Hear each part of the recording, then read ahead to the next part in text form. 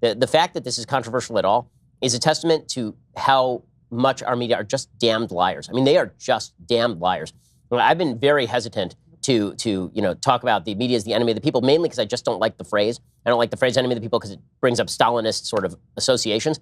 But the way that the media have acted over the past few months is just disgusting. I mean, the mask is now completely off. If you thought it had slipped, some with Kavanaugh and slipped more with the Covington Catholic kids, it is just gone at this point. I cannot trust a single narrative, not one, that is being fed to me by the media. If you listen to the media right now, Portland is entirely peaceful, and the only people who are creating chaos are the federal agents who are actually members of the Gestapo.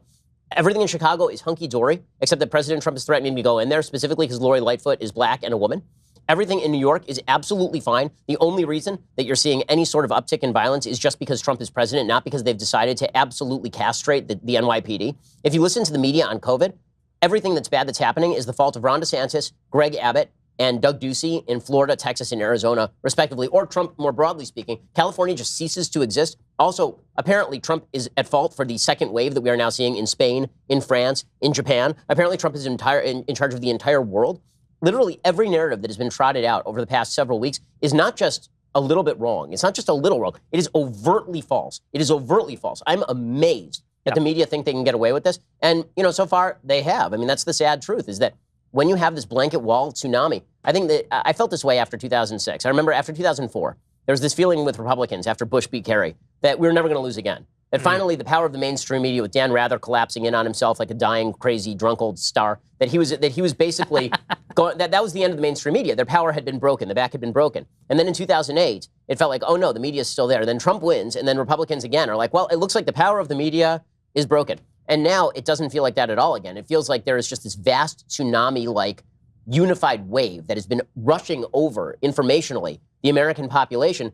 And the best case I can see is not even about Trump. It's about the approval ratings in Florida, Texas, and Arizona. Ducey, DeSantis, and Abbott are all underwater. Gavin Newsom is still at 58% in the state of California, despite experiencing a surge exactly the same size as the other states and not having opened in the first place. That's right. Drew.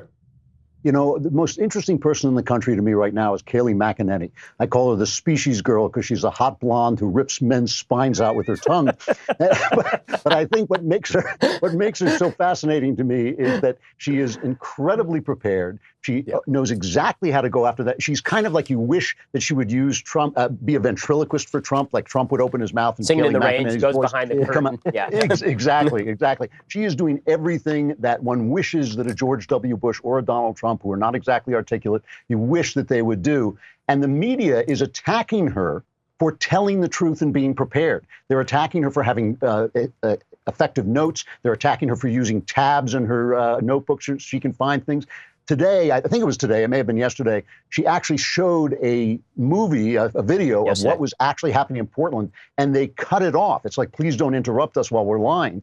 And I think that if she can do what she can do, if she will actually accomplish what she wants to accomplish, she could be a very, very powerful weapon. Because Ben, I couldn't agree with Ben more about this. This is an amazing, amazing desertion of any journalistic ethos by journalists. Yeah, I want to talk about that. Today the number 2 podcast in the country is this podcast by the New York Times, hosted by a white woman, by the way, suggesting that the problem with American public education is white parents.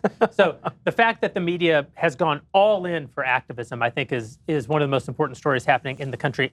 Well, hey there. Now's the time when you hit that like button for me so we can keep smoking cigars and drinking whiskey for your amusement. Or, in Ben's case, eating popcorn directly off the floor.